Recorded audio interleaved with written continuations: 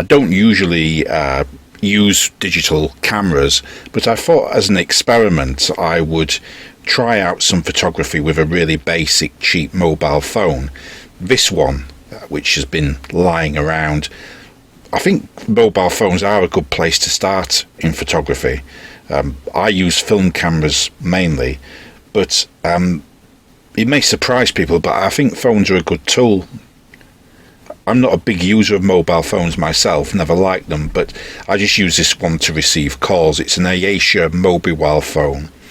I've no idea if you could use the camera on this without a SIM card in. I haven't tried. Probably you could, but I don't know for sure. You can pick them up on eBay easily enough for a tenner, something like that, but don't spend if you've already got a phone, just use that phone. The benefit of using phones like this is first for convenience. You may carry it round with you all the time, so if you see something interesting you can just whip out your phone, and it's also quite discreet, so it won't alarm people as much as a real camera. The other benefit of these phones are that they're cheap and easily replaceable if damaged. The downside is that it comes with a really small lens and limited functions, but to me that downside is actually an upside from a creative point of view.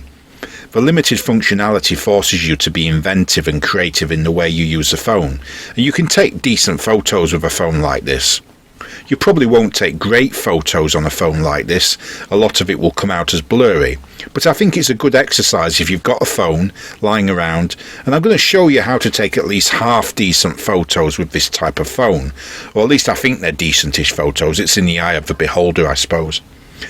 First step is to think about an approach to this. The limited functionality influences the type of photos that are going to be anywhere near decent. I'm going to try and turn the camera's limitations into a strength. I'm going to focus on capturing artful images of static things, where there's a strong contrast between light and dark and very little detail is needed. The location I'm going to be visiting is a harbour, and we're in the northern hemisphere, so sunrise is northeasterly. What I'm trying to do is give the photos a certain character. I want my photos to be dark and atmospheric, which I very much enjoy, so that's how I'm approaching this. The lens is small, and if we go out in the dark of midwinter soon after sunrise, the photos may seem pretty dark anyway. The scope for changing the camera settings is very limited, obviously, almost nil really.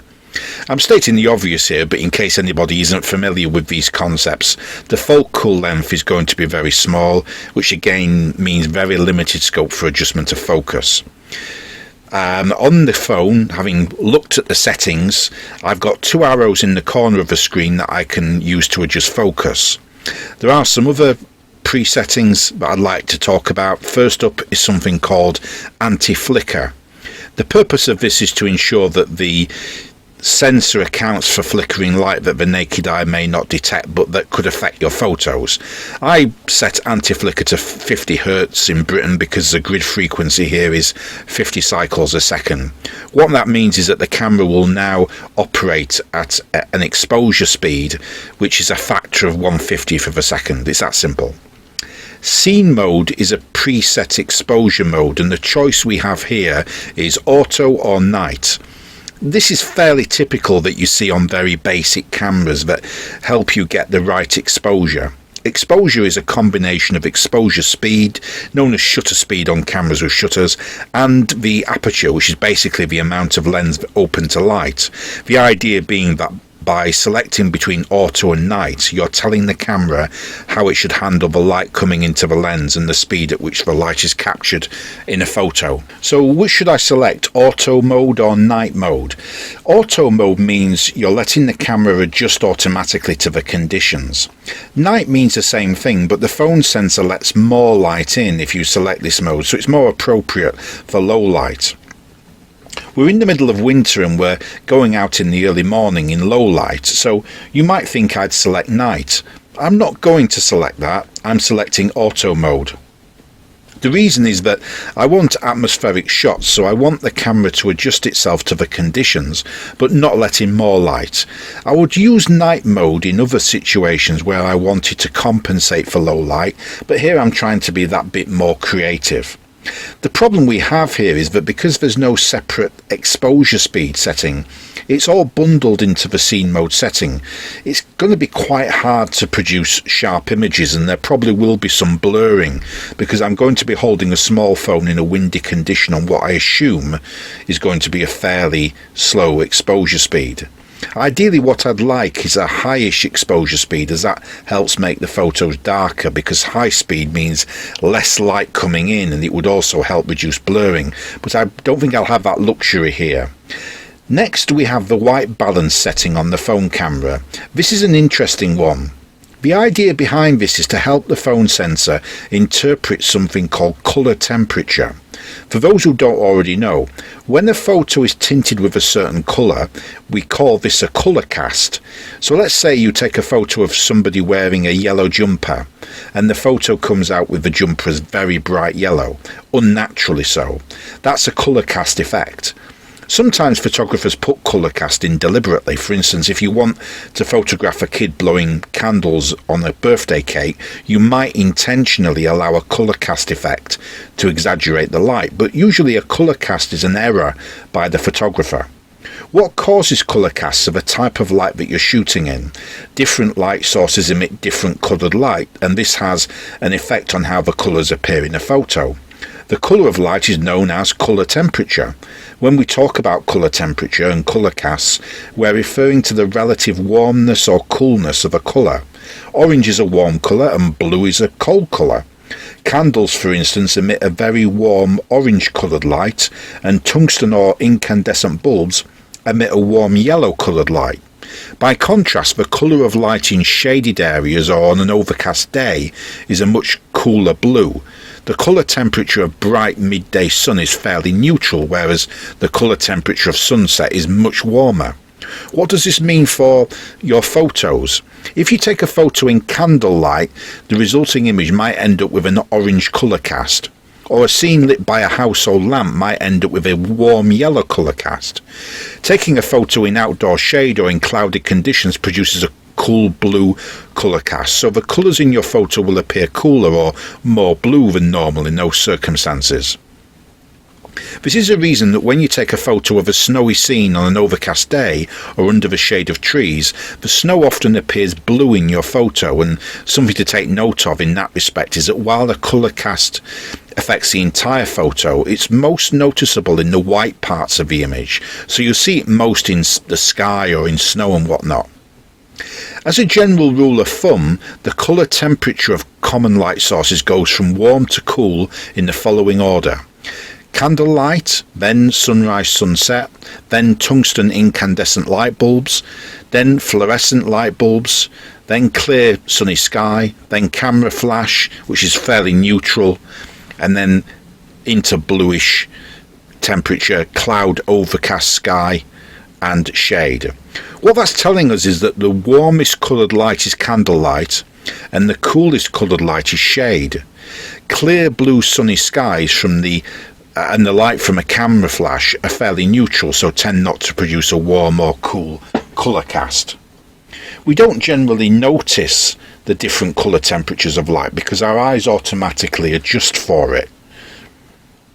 So when we look at a white plate in candlelight, we see the plate as being white, not orange. Or when we're out in the snow on an overcast day, the snow doesn't look blue to us, it looks white because our eyes adjust for the colour temperature of that particular light. While our eyes are very good at judging what's white under different light sources, digital cameras, including phones like this one, often have difficulty in reproducing the colours accurately, resulting in orange, yellow, blue or even green colour casts. That's why the camera has the white balance setting. That's why we have that setting on this phone and on digital cameras in general. It acts like the camera's brain, telling it to adjust for the colour temperature of a particular light so that the end result looks natural. By using and understanding the white balance setting on the phone, this allows us to help the camera out in certain situations, because if we choose the right white balance setting, it will eliminate unsightly colour casts, which means we then get photos with accurate colours, where the whites appear white as opposed to yellow, orange or blue. So how does this white balance setting work? It's actually very simple. White balance neutralises colour cast by warming up or cooling down the colours in the photo. So if the colours are too warm and you're getting an orange or yellow colour cast, you can tell the camera to cool the colours down a bit. This neutralises the overly warm colours by making sure that your whites appear white and all of the other colours are reproduced accurately. Alternatively, if the colours are too blue, you can tell the camera to warm the colours up. This will neutralise the overly cool colours, eliminating the colour cast and again ensuring that the colours in your photo appear accurate. On the phone I'm using, we have an auto white balance option which automatically senses the colour temperature of a light and attempts to neutralise it. How that works in reality is that if the camera senses cool light, it compensates by making the colours slightly warmer, and in warm light it makes the colours slightly cooler. Sounds simple enough. But the problem with that is that sometimes the auto white balance setting struggles to deal with a particular type of light, especially on a cheap phone like this, and this could result in a photo with an ugly colour cast. Obviously, you will only really know when those situations are going to arise through experience of using the camera, which is where practice and trial and error come in. But there are some really common lighting situations known to experienced photographers where pretty much any camera, especially one like this, is going to struggle and produce colour cast on an auto setting, and that's when you have the two extremes of the colour temperature scale. So what I'm talking about is in very warm light such as candlelight or tungsten lighting, or in very cool light such as cloud or shade. When those situations do arise, that's when you definitely need to start using the manual white balance settings on your phone, because that will help to eliminate the warm or cool colour cast so that your whites appear white as opposed to yellow, orange or blue. This phone, being basic, only has preset white balance modes. It doesn't allow me to adjust it manually along what's called the Kelvin scale used for measuring colour temperature. The settings on this phone are auto, daylight, tungsten, fluorescent, cloudy and incandescent. The idea is that you simply select the relevant preset for the type of lighting you're shooting in, and any colour cast from that type of light should be then eliminated. So that means if you're shooting on a cloudy day, as I intend to or hope to, I either select the cloudy white balance setting or I just go for auto if I want to take a chance on that. Seems obvious enough. When using a really basic phone like this, I would normally use the auto mode. I would only use one of these presets like cloudy or tungsten or whatever if I'm at one extreme end or other of the colour temperature scales, because a cheap phone like this is going to have a very limited spectral sensitivity. However, sometimes a colour cast adds atmosphere and helps to convey a certain mood in your photos, and I do sometimes deliberately use the wrong setting. In certain situations you may want to use the wrong white balance setting to creatively enhance the colours or influence the mood of a photograph, and here we're trying to create dark atmospheric photographs that suit the middle of winter. So I don't want the colours to look normal, and I don't want the camera to balance out the colours. I want it to be as dark as possible, and I want to try and put the colours in the clouds in sharp relief. For me, that rules out cloudy unless I see some creative promise in it. What I think I'm going to do is I'll experiment. I'll use auto and something slightly warm, so I'll try daylight as well, which I think is the lowest warm setting for white balance, and we'll see if that tricks the camera and what happens. I may then try something wild like fluorescent or cloudy, and maybe even try them all and see if I can produce something arty looking. Right, the next setting I want to look at is delay timer. This function is just what it looks like. You set the timer and it takes a photo after 5 seconds or 10 or 20 seconds or whatever you've set it to. Simple as that. I'll leave the timer off, but it can be very useful if you've got a tripod and you want to capture yourself in a shot. Image size is the next setting I want to discuss, and this also brings into play the type of shot, which I'll address first. This camera can take photos in either landscape or portrait. These are not settings as such, rather it's just a case of turning the camera around. If you have the camera vertically up, it's landscape. If you turn the camera at an angle or horizontal, it's portrait. That's not typical though. Typically, for most cameras in my experience, it's the other way around. So this phone camera is fairly unusual. Portrait narrows what you see. For my purposes, I'm interested in both, and I'll experiment when I'm out. With this in mind, the image size setting is fairly easy to understand. It's measured in pixels. I have a choice of 640 by 480, 128 by 160, 160 by 120, 320 by 240. These are all very limited. By default, I will just go for 640 by 480. Due to the limitations of this, if I blow up the photo on the screen, I will lose quite a lot of quality and detail. So I need to make sure that I'm only taking photographs of very simple, non-moving objects, preferably with a high light dark contrast and without a reliance on detail. If I photograph lettering and symbols such as on signs or boats would be relevant as we're going to a harbour, but I need to make sure that these are large in size and fairly bold fonted. Next, the image quality setting gives me a choice of normal, good and low, which I'm going to assume is a reference to image resolution. I'll set it to normal rather than good because I'm not using a memory card, so I have pretty limited scope here, and if I put it on good I won't be able to capture more than half a dozen snaps at the most. This camera does have a very limited memory, meaning I can only take around 14 or 15 photographs with it on the normal image quality setting. You can easily solve that by buying a memory card if they're pretty cheap to buy on eBay, about a £5 or something like that, and you just slot the memory card in the back near where the SIM card is. If you want to upload your photographs to your PC, you'll also need a data cable like this one. Again, these cost just a few quid on eBay or Amazon, or you can nip down to Comet or somewhere like that and they'll have some in stock. When taking photographs with these mobile phones, there's a certain way to hold it that minimises shake. You won't eliminate shake altogether because the phone is small and in current weather it's pretty windy outside, so I expect some camera movement, but the way I reduce shaking is simply by holding it with both hands and with my elbow square. Before you go out, what you should also do is switch the phone to airplane mode or flight mode. That stops you being interrupted by calls and text alerts. Right, so I will give this a go down at the local harbour in the morning, and I'll then come back and show you the results.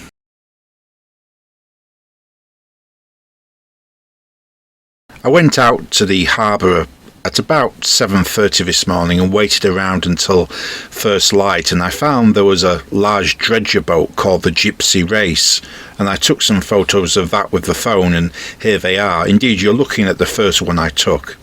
You can tell from the quality that it's been taken on a basic mobile phone. None of these are going to be great in quality, they will be a bit blurry here and there, but I think they're decent.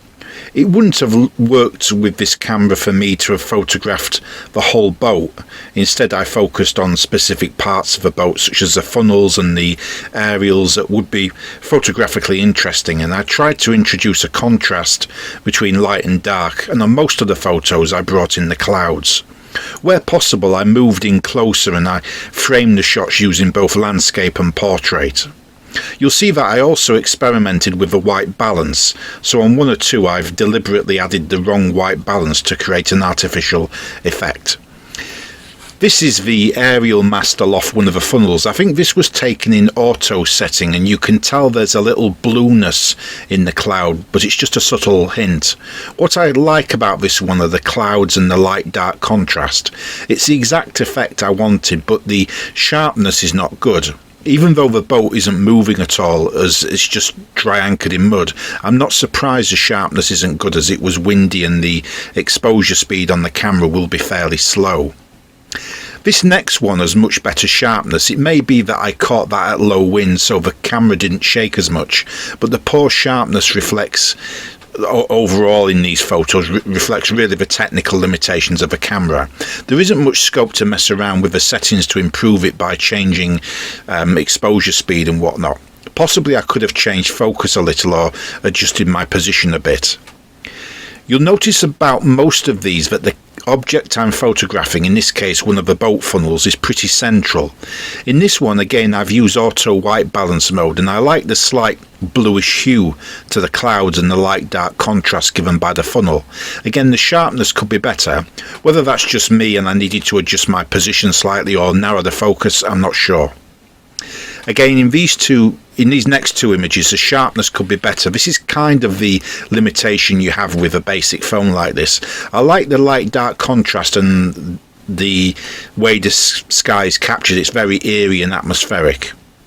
I think I did pretty well in this one to get a sharpage image of a dredging crane and the lettering on it. I'm okay with a blurry background in this case. And this one is not so good, but the lettering is still pretty sharp. I do like this one. I managed to get the sun coming up over the wharf, and again that was just on the simple auto setting for white balance. This one is me experimenting with the white balance mode. I put it on cloudy, which you can readily see had the effect of warming up the image. I think it's a decent effect. And this one shows the deck of a boat with two funnels. The sharpness is pretty good in that one. I'm pleased with this, and I was stood at a slightly greater distance than in the others, and the focal length on this camera is small and limited, which suggests to me that the problem with sharpness in the earlier images was more distance than focus per se. It will never be great with a camera like this, but narrowing the depth of field by increasing distance seems to help. I think the white balance setting for this was auto. I think this one is my favourite. I used cloudy so you can see how obtuse the camera settings are on a basic phone like this. Despite the actual conditions being cloudy, using the white balance cloudy presetting produces a completely artificial effect because the sensor now radically warms the colour temperature without any scope for introducing nuance through manual adjustment. And even though it is cloudy anyway, the effect is completely over the top. But I think it looks good.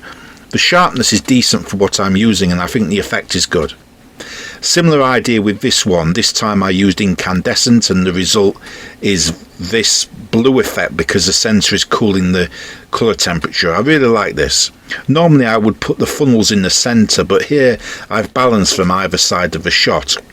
I like the way the light is just reflecting off the cloud there, which is a fortuitous effect.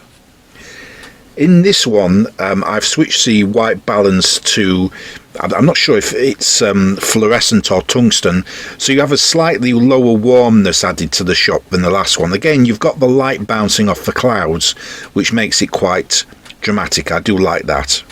I think this is a good one too. I think here I might have used tungsten. I now wish I'd tried switching my scene mode over to night rather than keeping it in auto, because I think that would have helped with that appealing warming effect, and it would also have helped sharpen the images that bit more because the night setting would speed up the exposure. But I only had a limited number of snaps, as explained earlier, due to the low memory available on the phone. But yes, I like this. It's really eerie and atmospheric, and the sharpness is decent. I think what's happened is that in the early photos I was struggling to get the right balance of focus and distance, but as I progressed I moved to a more middle distant position from the boat and stood from one of the other harbour wharfs or groins or whatever they're called, rather than standing right next to the boat, which I was doing initially, and this shift in position has had a beneficial effect. And this one was taken in cloudy white balance mode, so you can see how the camera has warmed up the image. I do like it. I like the dramatic effect that has. So I'm going to finish this up now. I hope that's been helpful and maybe even inspires you to pick up an old phone and use it to take some photos of your own. Thanks for watching.